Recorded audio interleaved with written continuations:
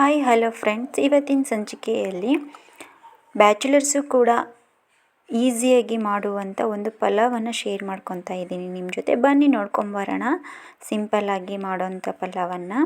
ಮೊದಲಿಗೆ ನಾನಿಲ್ಲಿ ಆಲೂಗಡ್ಡೆ, ಒಂದು ಚಕ್ಕೆ, ಲವಂಗ, ಎಲೆ, ಬಟಾಣಿ, ಕರಿಬೇವು, ಒಂದು ಈರುಳ್ಳಿ, 2 ಕ್ಯಾರೆಟು, ಒಂದು ಟೊಮೊಟೊ ಅನ್ನು ಕಟ್ ಮಾಡಿ ತೊಗೊಂಡಿದ್ದೀನಿ. ಈಗ ಅಕ್ಕಿಯನ್ನು ಕೂಡ ಕ್ಲೀನಾಗಿ ತೊಳೆದು ಈ ಗ್ಲಾಸ್ಲಿದ್ದ 1 ಲೋಟ ಆಗುವಷ್ಟು ಅಳತೆ ಮಾಡಿ ತೊಗೊಂಡಿದ್ದೀನಿ. ಇವಾಗ ಮಾಡೋಣ ಪಲಾವನ್ನು. ಗ್ಯಾಸ್ ಒಲೆಯನ್ನು ಆನ್ ಮಾಡಿಕೊಂಡು ಕುಕ್ಕರನ್ನು ಇಟ್ಕೊಂಡಿದ್ದೀನಿ ಒಲೆ ಮೇಲೆ. ಈಗ ಇದಕ್ಕೆ ನಿಮಗೆ ಬೇಕಾದಷ್ಟು ಸ್ವಲ್ಪ ತುಪ್ಪವನ್ನು ಕೂಡ ಸೇರಿಸ್ಕೋಬೇಕಾಗತ್ತೆ. ಹಾಗೆ ಸ್ವಲ್ಪ ಅಡುಗೆ ಎಣ್ಣೆ ಕೂಡ ಹಾಕ್ತಾಯಿದ್ದೀನಿ. ಈಗ ಇದಕ್ಕೆ ಜೀರಿಗೆಯನ್ನು ಕೂಡ ಸೇರಿಸ್ಕೊಡ್ತಾ ಇದ್ದೀನಿ. ಹಾಗೆ ಸಾಸಿವೆಯನ್ನು ಕೂಡ ಹಾಕ್ತಾಯಿದ್ದೀನಿ. ಇದು ಚಟಪಟ ಅನ್ನಿಂದ ಒಂದು ಪಲಾವ್ ಎಲೆಯನ್ನು ಕೂಡ ಇದಕ್ಕೆ ಸೇರಿಸ್ಕೋಬೇಕಾಗತ್ತೆ. ಅದಾದಮೇಲೆ ಸ್ವಲ್ಪ ಚಕ್ಕೆಯನ್ನು ಕೂಡ ಇದಕ್ಕೆ ಹಾಕಬೇಕಾಗತ್ತೆ. ಈಗ ಚಿಕ್ಕದಾಗಿ ಕಟ್ ಮಾಡಿಟ್ಕೊಂಡಿರುವಂತಹ ಈರುಳ್ಳಿಯನ್ನು ಕೂಡ ಇದಕ್ಕೆ ಸೇರಿಸ್ಕೋಬೇಕಾಗತ್ತೆ. ಸೇರಿಸ್ಕೊಂಡು ಇದನ್ನು ಈ ಥರ ಫ್ರೈ ಮಾಡ್ಕೋಬೇಕಾಗತ್ತೆ. ಸ್ವಲ್ಪ ಈರುಳ್ಳಿ ಕಲರ್ ಚೇಂಜ್ ಆಗಬೇಕು, ಆ ರೀತಿಯಾಗಿ ಫ್ರೈ ಮಾಡ್ಕೋಬೇಕಾಗತ್ತೆ. ಹೀಗೆ ಖಾರಕ್ಕೆ ಸ್ವಲ್ಪ ಮೆಣಸಿನಕಾಯಿಯನ್ನು ಕೂಡ ಇದಕ್ಕೆ ಸೇರಿಸ್ಕೊಳ್ತಾ ಇದ್ದೀನಿ. ಹಾಗೆ ಸ್ವಲ್ಪ ಕರಿಬೇವನ್ನು ಕೂಡ ಇದಕ್ಕೆ ಹಾಕ್ತಾ ಇದ್ದೀನಿ.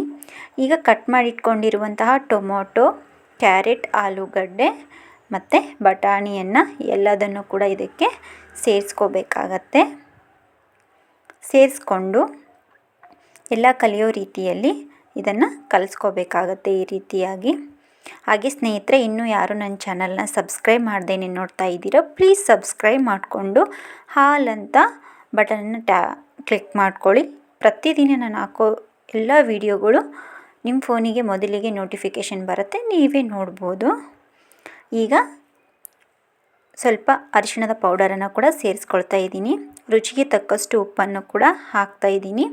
ಇದನ್ನೆಲ್ಲ ಸೇರಿಸ್ಕೊಂಡು ಈ ರೀತಿಯಾಗಿ ಕಲಿಸ್ಕೋಬೇಕಾಗತ್ತೆ. ಮತ್ತು ಕಲಿಸ್ಕೊಂಡು ನೀವು ಪಕ್ಕಕ್ಕೆ ಎತ್ತಿಟ್ಕೊಂಡಿದ್ದೀರಲ್ವ ಅಕ್ಕಿಯನ್ನು ತೊಳೆದು, ಆ ಅಕ್ಕಿಯನ್ನು ಕೂಡ ಇದಕ್ಕೆ ಹಾಕಬೇಕಾಗತ್ತೆ.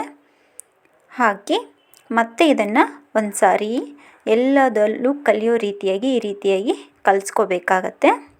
ಈ ರೀತಿ ಕಲಿಸ್ಕೊಳ್ಳೋದ್ರಿಂದ ಅನ್ನ ಉದುರಾಗಿ ಚೆನ್ನಾಗಿ ಆಗುತ್ತೆ ಅಂತ ಹೇಳ್ಬೋದು.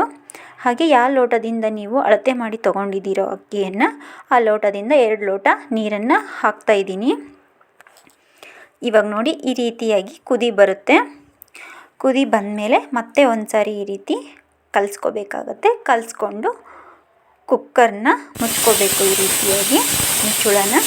ಹಾಗೆ ಇದನ್ನು 3 ವಿಸಿಲ್ ಬಂದಮೇಲೆ ಓಪನ್ ಮಾಡಿ ನೋಡಿದರೆ ಚೆನ್ನಾಗಾಗಿರುತ್ತೆ ಪಲಾವ್. ಈ ರೀತಿಯಾಗಿ ಒಂದು ಸರಿ ನೀವು ಕೂಡ ಟ್ರೈ ಮಾಡಿ ನೋಡಿ. ಬ್ಯಾಚುಲರ್ಸ್ಗೆ ಈಸಿಯಾಗಿರುವಂತಹ ಪಲಾವ್ ಅಂತ ಹೇಳ್ಬೋದು. ಹಾಗೆ ಬೆಳಗಿನ ಬ್ಯುಸಿ ಟೈಮಲ್ಲೂ ಕೂಡ ನೀವು ಈ ರೀತಿ ಮಾಡ್ಕೊಂಡು ತಿನ್ನಿ, ಟೇಸ್ಟ್ ಆಗಿರುತ್ತೆ. ಮಕ್ಕಳಿಗೆ ಲಂಚ್ ಬಾಕ್ಸಿಗೂ ಕೂಡ ಹಾಕಿ ಕೊಡ್ಬೋದು. ನೋಡಿ ಯಾವ ರೀತಿಯಾಗಿ ಬಂದಿದೆ ಪಲಾವ್ ಅಂತ ನೀವೇ ನೋಡ್ತಿರ್ಬೋದು. ನನಗಂತೂ ತುಂಬ ಇಷ್ಟ ಆಯಿತು, ರುಚಿಯಾಗಿ ಬಂದಿದೆ ಪಲಾವು. ಹಾಗೆ ನೆಕ್ಸ್ಟ್ ರೆಸಿಪಿಯಲ್ಲಿ ಸಿಗ್ತೀನಿ.